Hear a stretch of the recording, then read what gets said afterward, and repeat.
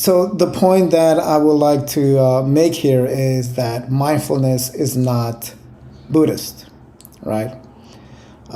Mindfulness is an idea that can be traced back to the Buddhist tradition, right? Which goes back, over 2,000 years to the time of the Buddha.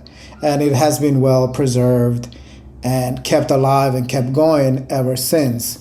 And the Buddhists are the ones that have been the most sort of dedicated to exploring the mind.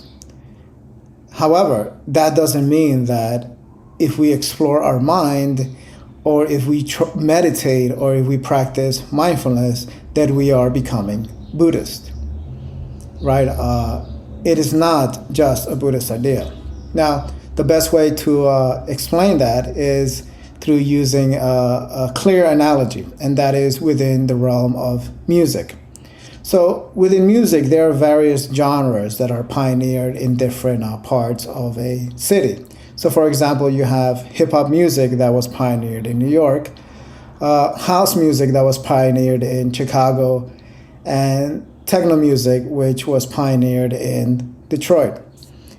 Now, those genres, as they sort of started becoming more popular, they sort of migrated to other places around not only America, but the world and, into other countries, right? So now you have, house music from all parts of the world, techno music from all parts of the world, and same for hip hop. And they all have their own flavor. So, UK hip hop sounds quite different than, American hip hop. So as these sort of genres that are pioneered within a particular region, as they spread and take wings, the spirit, goes wherever it wills. So the spirit of, let's say, house music reaches the UK, it takes its own flavor. So it is clearly seen that within the realm of music, it is very common for genres of music to take their own shape whenever they arrive into a region. Same way as in America, where America receives, let's say, European dance music and makes it its own, right? So within the realm of philosophy, it is the same case. So we have this idea of mindfulness, which its roots are in Buddhist culture and Buddhist philosophy, right? However, as this sort of mindfulness experience, spreads across, the world, it starts taking its own shape, its own flavor within every region that it reaches. This is clearly seen even within the Buddhist tradition, where there are different genres of Buddhism, right? Japanese Buddhism is very different than Tibetan Buddhism and different than Pure Land Buddhism, right? And there are all these different lineages within Buddhism that are not identical, right? They all have their own shape, their own flavor, their own ideas and practices. But nevertheless, they all have the common idea of studying the mind and awakening the mind.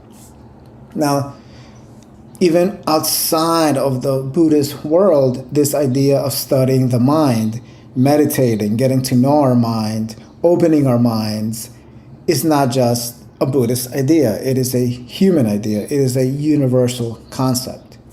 And as these ideas, start spreading, they start taking their own shape within each region that it reaches. So within the sort of mindfulness, Buddhist sort of idea, there's this new genre of secular Buddhism, which is explicitly, stating that it's cutting itself off from the tradition of the ism of Buddhism, and it is sort of becoming its own form. Just like a child, eventually when they reach the age of maturity, they have to start becoming their own creation, right? So it is the same case when studying and practicing mindfulness.